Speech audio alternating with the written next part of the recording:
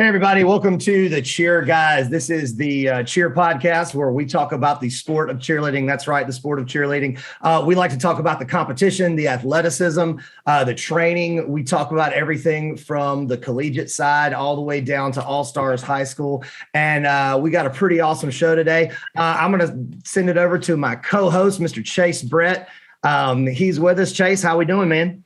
Good, Daniel. Thank you. I appreciate that. We have a special guest episode today. We're super excited about this series. We have several special guests that we're going to be bringing to our podcast for the next several weeks. But we got started with this one. A dear friend of mine I wanted to bring because of the journey that he has taken and the things that he has seen in our sport and our industry. And I just want to say thank you for joining us, Mr. Ben Schreiber. We appreciate you. Hey, Chase and Daniel, thanks so much for having me.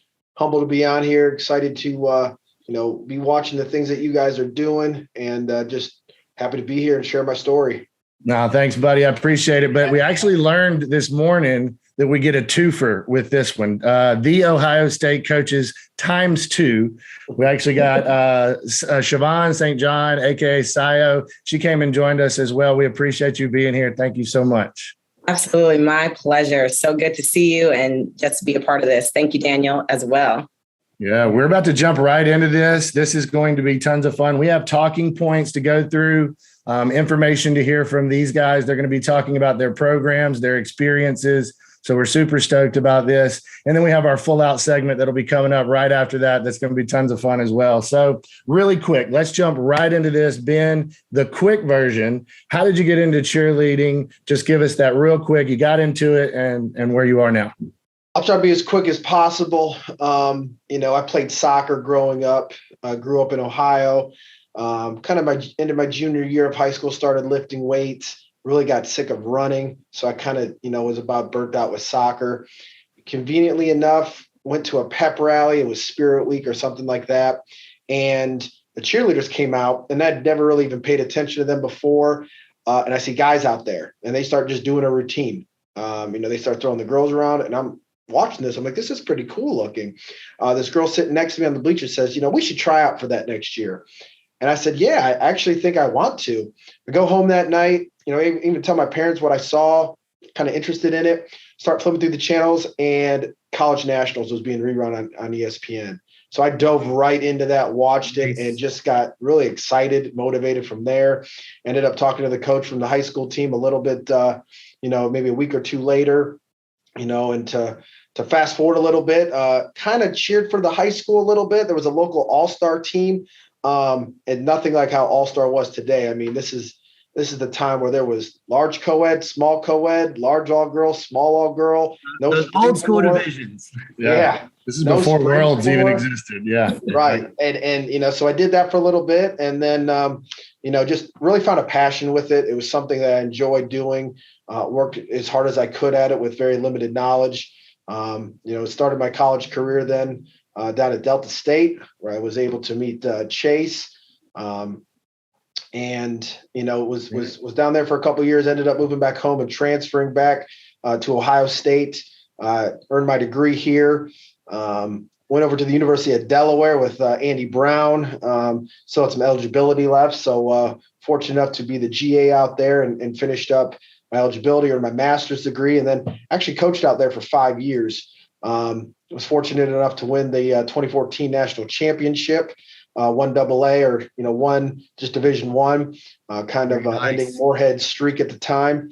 And then, really felt confident there, felt we were building something, but started kind of getting some recruiting calls from people in Columbus from the athletic department, knowing that this job had opened up and if I had any interest. And it was just an opportunity I could not pass up, really a dream job. And we might dive into it later about when I kind of knew I wanted to be a coach. And now starting year 8 here in Columbus. So it's been a journey. It's something that I never would have thought, if you even would have talked to me the day before that pep rally in high school, that I'd be a male cheerleader. I didn't know what a male cheerleader was. Been fortunate enough to travel all over the country. Been to Europe, I think 12 or 13 times working with teams or performing. So it's really it's changed my life, and very excited and blessed to be where I'm at today. And that's why you coach, man, because it changed your life. And so you're helping it change other people's lives as well. And so that was awesome, Daniel. I don't know if you have anything you want to comment on that. No, just that I think that's one of the like typical kind of like Male cheerleader stories. Cheerleaders is you see it not knowing it existed. The way I got hung into it was a guy in my church one day just said like, "Hey, you want to learn how to hold a girl over your head with one hand?" And I was like, "Yeah, that'd be cool. That's fun. Nice. That's a cool idea. Let's do it." And become best friends. You know how it started. Yeah, like here we go. So that was I like the pathway. That's cool, man. Yeah, thank you for sharing that. And as cool as that is, I'm super excited about this next one because I know her journey and the things that she's done here. But take us back where you started. I know you've danced on a professional level. You've seen it at all. I love this story. Don't let me tell it for you. Go ahead. No, I appreciate you, Chase. I'm from New Rochelle, New York. New Row? Hometown. That's right. New Row, hometown. And I had started dancing probably about the age of 5 or 6 and was dancing basically my entire life. But at the age of 10, I was going to our local Boys and Girls Club in New Rochelle. And I saw some cheerleaders out there. I'm like, well, what's that? I'm interested in what's happening over there. And then just so happened, one of my mentors back in the day, she was coaching, got right into it and started cheering for our youth tackle football team. And from there, I just kept cheering all through elementary school, cheered all through junior high, then went to New Rochelle High School where I was coached by Chrissy Stanionis and had an amazing 4 years there before I went to Morehead State University in Kentucky and stayed there for just a short amount of time. I realized, you know what, this New York City kind of girl is not meant for the Kentucky life. Kentucky. Especially the Morehead, Kentucky life. But I made one Buffalo Wild Wings, right? Yeah, exactly. Listen, and I was there in 1, so long time ago when Myron was there. But absolutely amazing experience being able to cheer all girl there for a little bit. But then went back home and decided to coach at my alma mater, New Rochelle High School. Coached there for 12 years prior to coming to Ohio State. Oh, wow. And while I was coaching there, I decided, like I said, I've been dancing my entire life. I tried out for the then New Jersey Nets basketball team. Made that team. Yeah. And danced for the Brooklyn Nets, now Brooklyn Nets, for 8 seasons. Wow. Yeah, that's awesome. Then came here. Like I was telling Ben earlier too, before we got on here about some stuff, and definitely want to talk to you about some stuff too. The future of dance is bright, and I know you love that realm and have a lot to say about it. So that's a cool story. Yeah, thank you. How'd you get over to this way though? How'd you get pulled? Yeah, honestly, so a mentor of mine, a mentor of mine who worked for Varsity, he and I had spoken quite a few times. He's like, "Hey, are you interested in collegiate coaching?" I'm like, "Absolutely." I had been coaching junior high, varsity, and junior varsity level, like I said, for 12 years. And he's like, "Well, there's a great opportunity. Assistant coach just opened up at Ohio State, and then just took the head coaching position." I was like, "Really?" Mm-hmm. I don't know about Ohio, but I'm interested. And I just submitted the application, and literally the applications closed that night. So the rest is history. Yeah, that's providence right there, and knowing exactly when it's going to happen. That's good stuff. Yeah, absolutely. And it doesn't hurt either that they've got some really good friends in some places that respect them and love them and know that they do a good job. So absolutely well deserving. I know Ohio State is lucky to have you guys. I'm sure you're in love with it now though, right? You bleed the black and red, I'm sure. Scarlet and gray here all day. That's right. All right. Well, that was awesome. That's going to be a perfect segue. And I'm just going to stay with you, Sio, on that because our next topic was kind of talking about who your mentors were and who your hero was. You kind of just mentioned that and kind of just give a description on maybe why, and what that, how that shaped you now. Sure. You just start now. Yeah. Well, who was you mentioned her when you were just talking. Yeah. Go ahead and start out who she is. What's her background or him or whoever it was. I thought I heard you say a woman's name there. Yeah, actually. So I've had a few mentors throughout my life, but the first 2 were my youth tackle football coaches for cheerleading, Cookie and Bougie. That's what we call them, Cookie and Bougie. That's Perfect. right. Yes. Like every good mentoring coach, everyone has those couple that had like those random nicknames. Yes. Like I had a Tootsie. So it's true. Tootsie was our coach at MC, and like that was like somebody who like I majorly respected for all that she'd done. So yeah. Listen, it's so very true. And you know what's funny? So Cookie and Bougie were my first two coaches in elementary school, and they were just awesome. They were local grandparents and parents from the neighborhood who just really invested in the kids in the neighborhood, and just taught me a lot as a woman. And I had the pleasure of actually coaching Cookie's granddaughter when I was coached at Natioanl High School. So full circle. That is full circle. That's bringing it all back together. Full circle. And then I was fortunate enough to be coached by Chrissy Stanionis, who was a longtime standing coach at Natioanl High School, as well as Holy Family in Natioanl, New York. Taught me so much in the cheer world, and just being able to, think outside of the box. Because originally I was never even looking at going to Morehead State. Mm-hmm. I was like, I'm just going to stay local. I'm going to go maybe to Hofstra, then found out Hofstra is way too expensive. Right. But she really encouraged me. Her, Rick Napier, who's out in West Virginia, really encouraged me like, hey, you're talented. You need to go somewhere where they're going to be able to use that talent as well as give you a great education. So those are a lot of mentors for me. And then that last mentor who actually told me, listen, you need to apply to Ohio State, John White. And we all know the name. Yeah. John White. I mentioned vague people in high places earlier. That was exactly who I was thinking. He is an amazing guy, helps a lot of good people in those areas. So, yeah. He invests in people. He loves people. Absolutely. Well, what about you, Benjamin? Yeah, I know we kind of share some of the same ones coming from some of the same colleges, but tell us about one of your mentors and why he affected your life so much. Yeah, thinking back, there's definitely a couple different people in different stages of my life that helped. I think probably the first one, one that is mutual for us is down in Mississippi would be Trey Griffin. He had good old Trey. Yeah, everybody knows Trey. He had stopped, had graduated from Delta State prior to my arrival, but would still show up a little bit and was kind of a legend, in those parts, and just for his his tenacity, his grit, and his ability to really make things happen.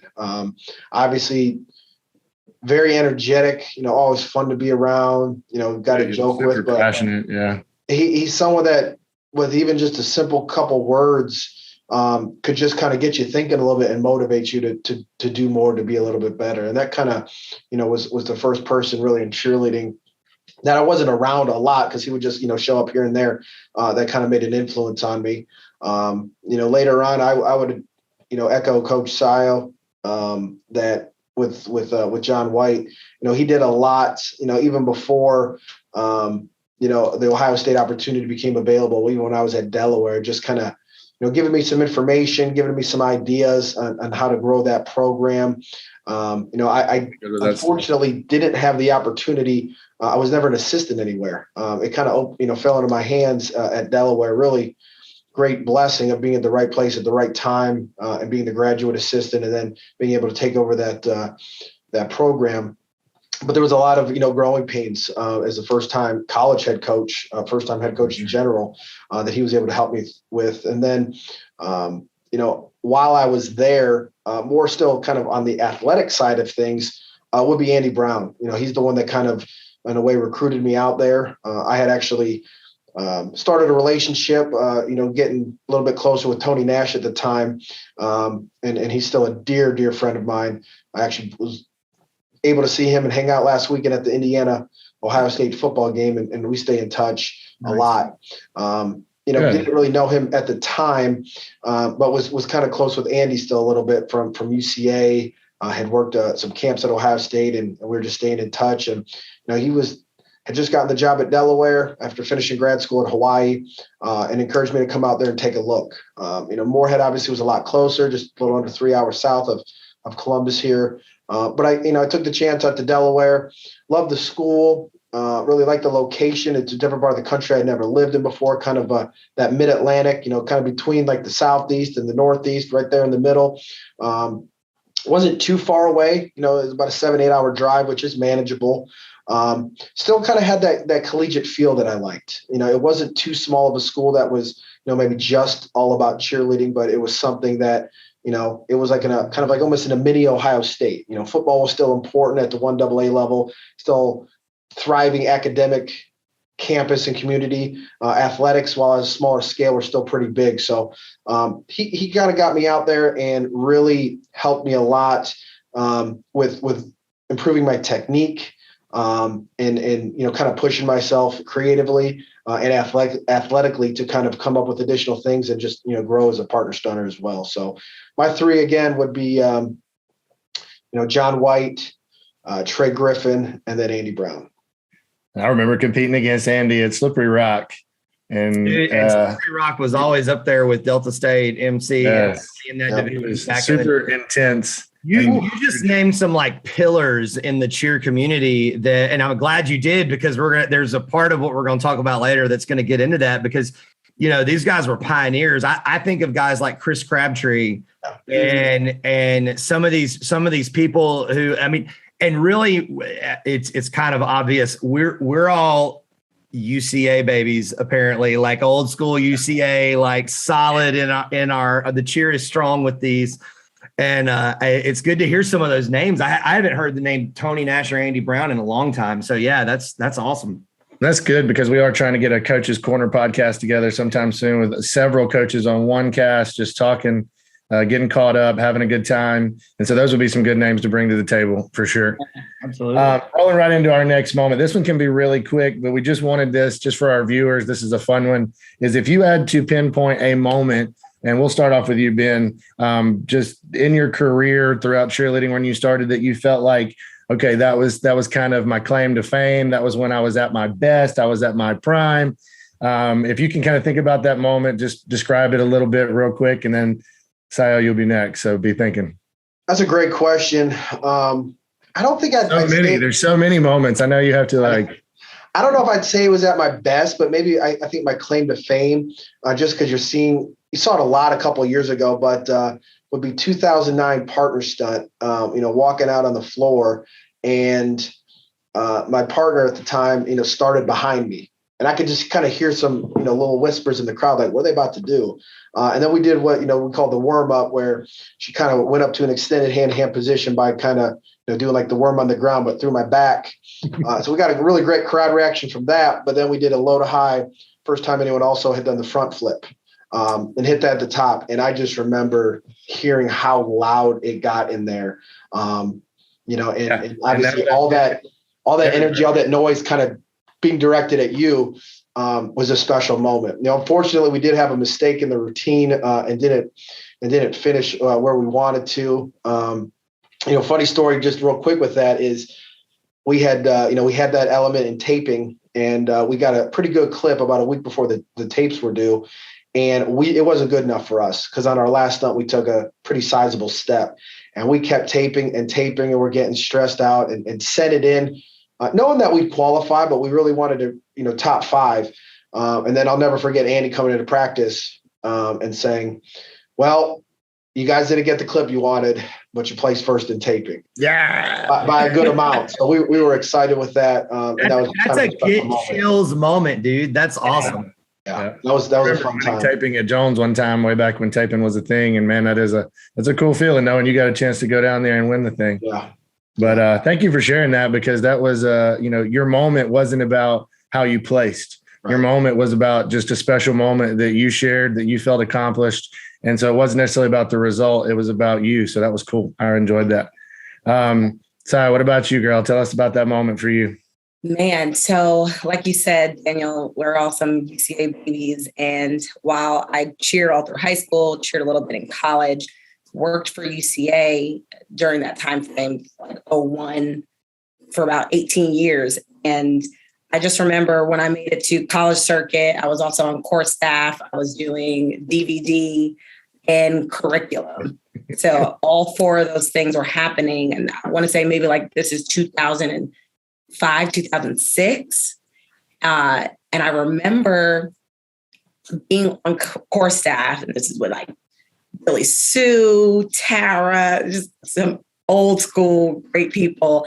And one of the athletes, one of the staff members came up to me and was like, man, I just want to let you know, I saw you on the DVD. I see how you're out here. I was topping at the time as a top girl. And they were like, you're killing it. And I just want you to know, I really appreciate how you speak to people, how you're engaged. And it was just one of those things where it's like, wow, I really appreciate that you took notice of how I am teaching, but also how I am in being personal and connecting with people. And that for me was like a huge moment. They took notice of your character. Yeah.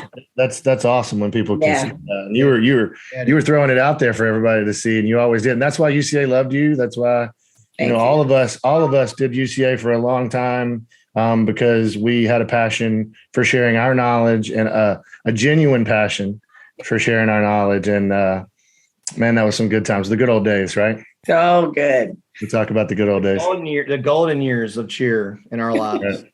Chase, can I throw an audible at you real quick? Please. Absolutely. Since we're talking right now, and just get you guys' opinion on something, because I was, me and Sio have actually talked a little bit, and we might dive into this later or maybe another time, but just how UCA, when you look back on it, and obviously a lot of long days, a lot of fun times hanging out with friends, traveling. But when you kind of look back at the whole experience in cheerleading, and obviously we're all kind of lifers, as they used to say. Yes, we are. But what did you say? Like I think back, and I even look at some talented kids that I've coached over the last couple of years. But what I always comes back to me is like trying to figure out how to phrase this question is, do you feel, or how I feel, at least with UCA, is how it really helped me kind of for the rest of my life. And I'll try to break that down a little bit more. Like it helped me with public speaking. We're like, hey, you got to go teach this stunt. And maybe that's a stunt if you were at a high school camp or a college camp that you weren't the most familiar with. But you got 100 kids or 200 kids or 500 kids staring at you and you're like, I got to go. Or maybe you're not at your best that day and it's demo day. You got to go because you're not just doing it for yourself. You're doing it for the brand. You're doing it for, your own self, just to kind of grow as a person. But it taught you, pressure. It taught you how to perform when it matters. It taught you public speaking, working with others, how to even run maybe a camp or a clinic.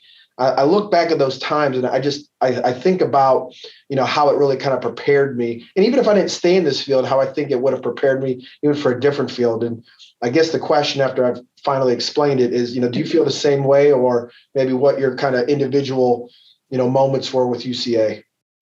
Yeah, 100%, man. I think it definitely, UCA teaches you how to master, how to wing it. You really build your confidence in the fact that you can make it work no matter the situation. But then we also, the people that we learned from, the Coopers and the Cowboys and some of the ones who were there to lay down the foundation, keep the organization. Yeah, man, it definitely shaped the coach that I am, the businessman that I am. Everything about me, I definitely took a lot from that. Like you said, lifers. I mean, you do 10 years of camps, and then you've kind of developed some things like if you're late, if you're on time, you're late, right? Type of thing. Right. I like to think, to kind of tag on that, like if you look at the majority of cheer, just anyone in general, cheerleaders make great sales and marketing people. They make great entrepreneurs. They make phenomenal public speakers in any case. And it's because, I was the high energy guy. I was the guy that my director would say, all right, we got about 10 minutes till we got to roll out the camp. But Daniel, we're still not awake yet. Go out for 15 minutes and get everybody awake. Do a couple fun chants. Let's do the thing. And then and that's how like camp was created, for us. So I can think about those moments where I didn't know what I was doing half the time, but you get in a stunt clinic and you had my coaching. I will say this to tag on to what you were saying. my ability to be, I still have 3 gyms down in Georgia. I'm a training facility only. We actually dissolved all of our all-stars, and I only work with GHSA high schools, college. I work with college teams. I do camps and clinics every summer. We did about 17 camps this past summer, private and school choreography, all that stuff. But I remember being at camp and going, okay, this team is not getting this grip. And now I've got to break down a way to explain to this kid in middle school how to grab this foot and use their legs and do this thing within a 3-day period at a camp, so that they can actually go back, and it not only helps them, but it makes their coach and the athletes have a good enough experience that they want to come back for more the next year. And so on, you were talking about the brand, or you were talking like for whoever you were doing it to please, it taught you some life skills there that I think are extremely usable in our sport. I mean, and as becoming a professional as a coach, those were things that I could not have learned in a college class. I had to have that experience. The final thing I'd say is UCA taught you, if you had 10 free minutes, you learned how to nap in that 10 minutes and feel rested and ready on a concrete. When you hear the eagle whistle, you hit your feet. Hallway, on a staircase. Oh. Yeah. Again, good old days. You get handed that team. Joe Cooper throws you that team that doesn't have anything together for their extreme routine, and you got 30 minutes to put something together, because they get an eval on it later on that night. We were all choreographers. You got to learn how to do it. That's what it was. You learned how to do choreography. Yeah. Look, I'll say this. Back in the day, UCA boys, we were not the best. I committed the unforgivable sin in UCA, though, is I went from UCA, and then I spent several years. I jumped over to the other pond and went to NCA for several years and did a lot. I was like, I got to jump? What? Yeah. That was and dance and tumble. You're like Pat Wedge. You're like Pat Wedge over there. The tumbling part, I was an ex-gymnast. I didn't have a problem with the tumbling. It was the dancing and the jumping that threw me. The jumping. But you're also a dancer too, right? Like you were ballroom dance. You did all kinds of dance. 12 years of ballroom dance. I did. That's awesome.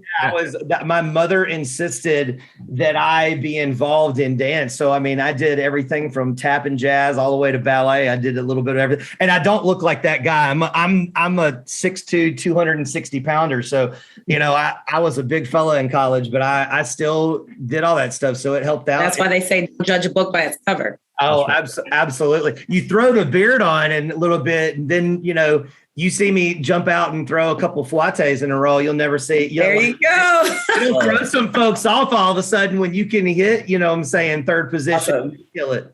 So I'm sure Ben's had this issue too. I tell people I'm a cheer coach, and they look at me with this baseball hat and this beard like, you sure you're not a football coach? I'm like, no, I'm not. I'm a cheerleading coach. Right. But anyway, thank you guys. Yeah, so we're about to roll right into our full out section. So let's get ready. 5, 6, 7, 8. Let's go full out. all right, yeah, okay, guys. I'm gonna jump to viewers. Okay, viewers. So our full out section is where we take 2 minutes and 30 seconds. We've got 4 or 5 topics that we're gonna throw at our guests. We're gonna give them 2 minutes and 30 seconds, just like they like to make their teams do, and we're gonna let them just absolutely spitball all of their thoughts on these things. So, coaches, are you ready to go full out?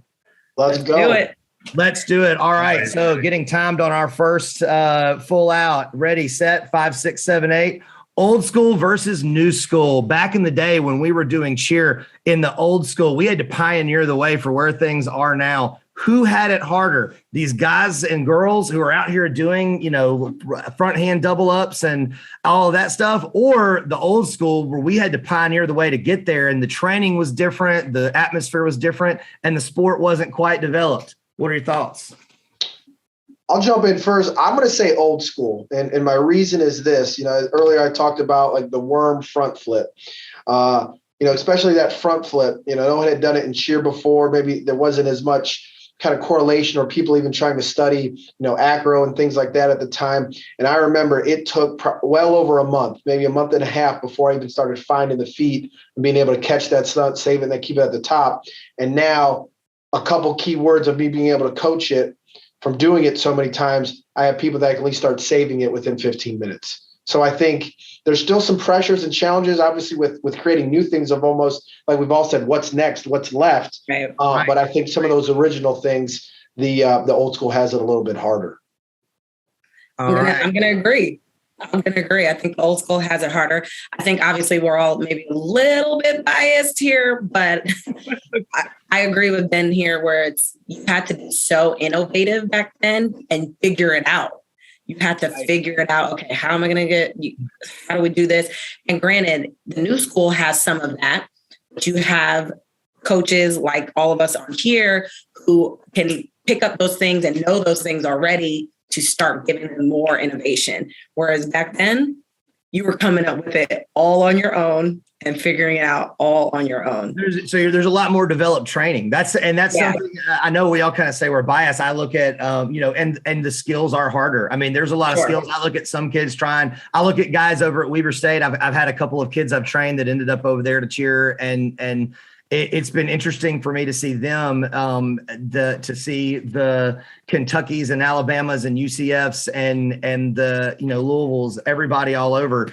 It's been really cool to see the development of where that training that old school has. So I definitely think that we did that. So that was our full out first part of full out. We've gone 2 minutes and 30 seconds. We're going to go straight into our next part, which is, it's been a tough couple of years with the pandemic. We've had college cheer coaches, high school, the way that recruiting has worked, the switch to a virtual cheer world, man, in 2020 for the pandemic, and the way you interact, coach, keep your athletes in shape, still be able to show up if people tell you that you have to go full out. Tell us what it's been like coaching at The Ohio State University in a pandemic world. So you want to go first?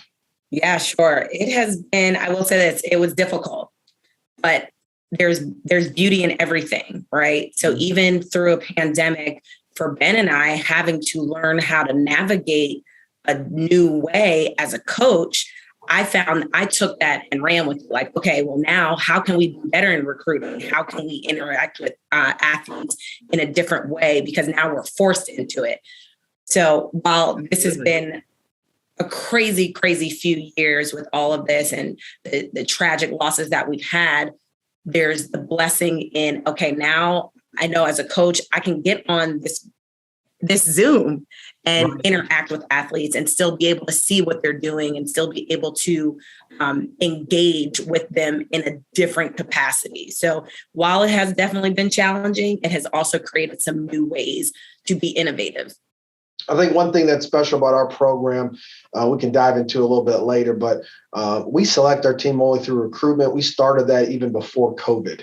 We officially became a varsity sport at Ohio State, and being in line with other athletic teams here, no longer had a tryout, and our team selection method was only through recruiting. Definitely had some challenges with COVID, and then specifically with our program of being not doing anything for a while. And even now, as we're selecting for the 22-23 team, we're still kind of on the final remnants of COVID. Looking forward to when we're selecting the 23-24 teams, we're already starting to look at some kids and talk to some kids. It being a much more normal process.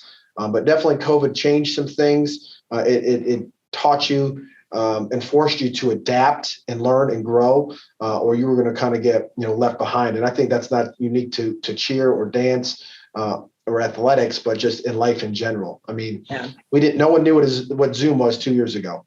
I wish I did. I wish I had some stock in it. But we all know what Zoom is now, and it's the new normal. Right. It is the new normal. Yeah. And the training that I've seen people use and enhance for the pandemic, especially in our sport, it's been phenomenal to see all of the changes. So, All right. So moving right along, going to our next full out topic. This one kind of flows a little bit directly after that, is recruiting. You just mentioned recruiting. That was a great segue for us. Is recruiting for cheer at the collegiate level, is it easier or harder, both from what it used to be or changes through the pandemic? And specifically, when you're looking at an athlete, since y'all are going so hardcore with a recruiting phase, are you doing that in a way that is focused more on looking at high school athletes, all-star athletes? Is there a particular athlete recruiting wise that appeals to you more as a college coach that maybe is going to have that X factor or wow factor that's going to make you choose them? Yeah, I think first, we recruit like another sport, so I recruit based on positions. With females, it breaks down between middle layers and tops for pyramids. I think one thing that we look at, the truest objective measurement would be tumbling, because that's just the individual skill. So we do base a lot of our judgment, I guess you could say, or things that interest us that we will end up selecting based on tumbling, because when we're looking at someone's partner stunts, if it's a female, for example, we naturally need to look at the kind of guy that they're stunning with. Are they stunning with the partner stunt champion? Are they stunning with a guy that's still kind of learning? You could have a future partner stunt female champion. If she's stunning at the time with a brand new guy, you might not see everything there. So, one thing is we definitely encourage people to try to visit campus. First of all, make sure the school's kind of right for you. Check it out. It's one of the biggest, if not the biggest school in the country. So you need to know that coming in with over 60,000 students here. And then so you can kind of work with our own team members as well a little bit. As far as high school to all-star, primarily I would say a new trend that I've seen the last couple of years is a lot of kids that maybe have cheered high school and all-star, and then they get to their maybe senior year of high school, they're done with all-star. And they're really just kind of focusing on training, preparing for a college tryout or to be recruited at a college. I definitely like bits and pieces of both high school athletes and all-star athletes. I think they both bring some unique things. However, one thing that can be a negative factor for someone that's only done all-star is if they don't have that crowd leading ability to pick it up, kind of that natural energy that college cheerleaders need, especially at a school like Ohio State, where we have over 105,000 at football games, where our basketball arena holds just under 20,000. There's a lot of different events that we're doing, that it's not just skills, it's not just games, but it's also being in the community, working different events and functions, and being able to be an ambassador for not only the athletic department, but for the university as a whole. So that's kind of some of the trends that we've seen with recruiting and some of the things that we look at. And I might have taken up the whole time, but I know. No, you did. Yeah, you did. No, that was good. That was actually right on it. 2 minutes and 30 seconds. That was definitely full out. I like it. And we're just going to keep it rolling too. So that being said, looking at where cheer is heading, there have been a lot of new conversations happening in the industry. One of those being the July 20th announcement that cheerleading is heading towards the Olympics. The International Olympic Committee announced they will be recognizing cheerleading as a sport. And there's so many conversations happening all over the world, all over the country. But what I'd like to get from you guys is just, how do you think that cheer is going to be impacted by that announcement from your level, from the collegiate level? Is that going to hit you guys as college coaches and your athletes a little bit differently than it may other people? Just what are y'all's thoughts? Go ahead, Ty. Tackle this. You want me to go? Okay. Yeah. I think first, we're very unique as it is, being a varsity sport here. The largest athletic department in the country. So we definitely have a lot of tools, resources, benefits that I know other people don't have. And that's, first and foremost, that's an incredible blessing. I do think, though, that if cheer is in the Olympics, I think that only makes more opportunities available, and maybe even more looks at, or more benefits coming our way, because the other Olympic sports here, we have over 37 varsity sports here at Ohio State. Some of them being just Olympic sports like pistol and rifle, rowing, women's rowing, some of those kind of less mainstream sports. But the goals for those athletes, the end goal is the Olympics. And I want to say the Olympics we just had this summer, we had, you don't quote me, but it was either the low 20s or mid 20s of current and former, and even one future athlete at Ohio State, from representing, I want to say, like 8 different countries around the world. So if cheer is able to get into that mix, I think that's going to even provide more recognition. I think it's important as a college team, and I currently like where we sit with the fact that we are, as I like to say, more than a sport. Because we have the competitive aspect with college nationals, we have the school spirit component of supporting our fellow athletes at different games. And we have the community aspect with the different events that we get to do. I personally think it's important to keep all three of those. I think if it does go to only a competition only, it would have to be something that's separate, because I think those other components, there's so much tradition in them and there's Absolutely. so much benefit to the university, the community, and then even for the own athletes of learning how to give back. These are life lessons, life skills that are going to help us well after we are done with our competing days. So that's kind of where I have a vision and where I kind of see things at. We were blessed a couple of years ago to have we've had multiple team members on the U.S. national team, but we had two team members that were the first to travel overseas when they competed at the FISU games in Poland. So I think that was a huge stepping stone. And as those opportunities continue to develop outside of just the ICU championship and then outside of the hopeful Olympics with these kind of games, the FISU games and those types of things, I think it's just going to provide more opportunities and more resources. And it's going to be more recognition for the school too, because if cheer's in the Olympics, that's more athletes that they can count, Visibility. Right. Absolutely. And then say you're 2 for 2, man. We went full out for the full 2 minutes and 30. I'm gonna come back to you in a little bit though. Sal, I got a question for you in just a little bit. Roll into just one more, last one. If you in our industry, there's always there are buzzwords, there are hot topics, there are new trends, things like 15 years ago we'd never heard the term cheerleading. Just as an example, for where you guys are sitting for the trend or the thing that is happening in cheer right now that you see it could be important for 2021, 2022, or it could be something that you see having a longer lasting impact. Go full out. Tell us, what do you think that topic, that trend, that thing that is having such an impact on us right now is? Social media, TikTok, wow. IG Reels. I mean, the visibility of athletes in any sport is 10 times greater than what we all had. Absolutely. And because they have that visibility, because they can create these social media followings and influencers, so to speak, they're able to showcase skills that we weren't able to do back in our day. You had to be so I think, say that again. You had to be found back in the day. Like Absolutely. Yeah. I could go on Instagram and just do a search. I could just literally just do a search. Right. Type in cheerleading, and anything that somebody has posted with the word cheer in it, I'll be able to see. And as coaches in recruiting, that's great, because now we're able to see these type of athletes and what it is they're doing on their off time, what they're doing skill wise.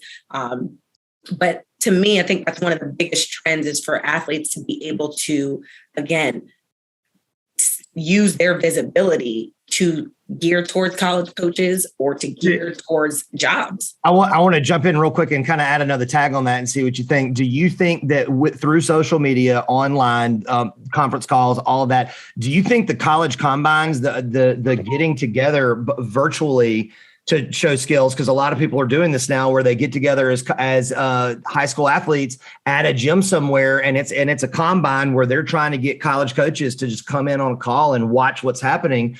Do you see that being part of the future of recruiting alongside social media, something where you could just log in as a cheer coach in college and do that? I think one thing, even, and maybe we're just a little bit ahead of the time, but 2018 was the first year that we did our own combine. Oh, wow. Nice. And actually kind of, I've seen a lot spring up since then, but I even had several people kind of pick my brain on them. We did it 2018. We did it in 2019. Then obviously things changed in 2020. And we were able to have clinics again this summer, but it was too late to kind of get things set up for the combine. So we plan on resuming that in 2022. But I looked at it as an opportunity. At first, my first vision with that is we called it, while it was hosted by Ohio State, just the Ohio Cheerleading Combine.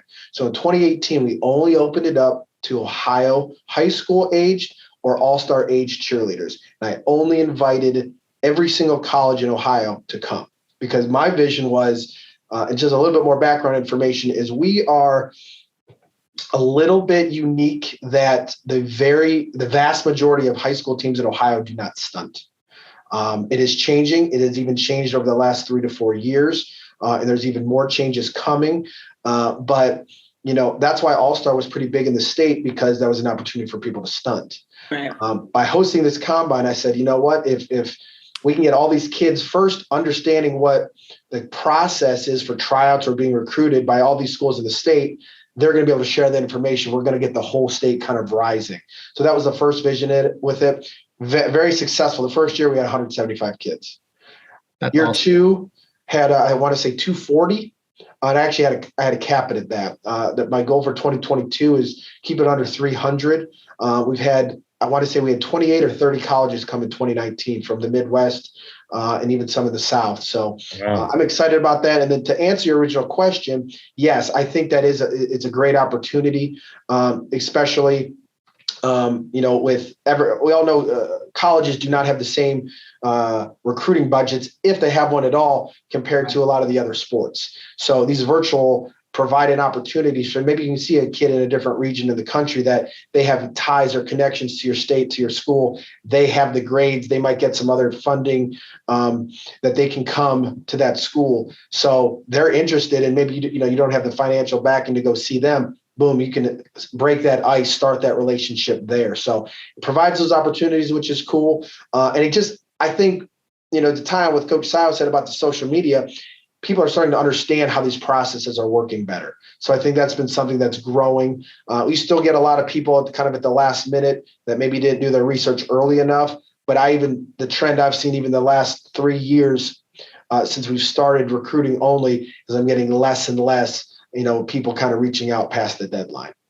That's awesome. Yeah. Well, you definitely, we get a deduction for going over on our 2 minutes, 30 seconds, but man, look, no, that's awesome information. Just to kind of tag on here at the end, guys, and let know if there's anybody interested, because we want to start kind of wrapping up towards the end of the interview part of this. But how can any of the athletes that are looking to come to the Ohio State University, what are the best ways for them to contact you guys and find y'all? So the first, one of the main recruiting things that we look at first is Instagram. We encourage anyone to follow us. Tag us in your posts so we can kind of, see them. We don't have the most followers out of there, and there's, obviously cheer programs with more followers, but, we have, well into I think over 25,000 or right around 25,000 followers. We can't follow every single person back or try to keep up with that. So tag us in things, we can see that. One thing that's unique for us as well, if you are someone that's farther away, that, to kind of first get some information and see if you might be a fit for our program, we have a recruit questionnaire online. So to ask you to input your demographic information, and then it's, submitting a highlight video with some questions answered, similar to what you might do if you're a football player, that you're kind of throwing your video out to some different places to get looks at by college coaches. Right. Same concept. When we became a sport, I tried to, study what all the other coaches in our athletic department were doing and kind of emulate a lot of their things, and then, added our own things to it as well. So that's a good way to kind of first get looked at. And then if, we see that person might be a fit athletically, and then even by just personality with some of the questions that they answered, we're going to want to kind of start that relationship, encourage you to come on campus. Let's meet in person. Let's take you around, show you the facilities, let you meet all of our support staff. And then, hopefully attend a clinic to see how well you interact with our current team. We're also on Facebook. We're also on Twitter. And we're working, on setting up a few other different social media challenges as well to kind of continue to build our own brand and just get our name out there a little bit more. I know Sayo is ready to run that TikTok for the Ohio State. Yeah, that's right. Very true. It's going to happen. That would be awesome. Well, and basically what I'm gathering from all this is that due to the pandemic, the forcing of our virtual technology, the advancements we've made has helped cheer and dance get on some of the same levels as the other sports around the world. It has literally gotten us to a better place. Yep. When you think about it, Sayo, you mentioned it earlier, there's always something beautiful to be found in these situations. And it gave me chills when you said it, because I was like, I just love that outlook, because we have advanced. We own a company now called Cheer and Dance Battles, where we do virtual competition across the world, and it's capable. Somebody in London can compete against somebody here in the United States virtually from their studio, from their gym.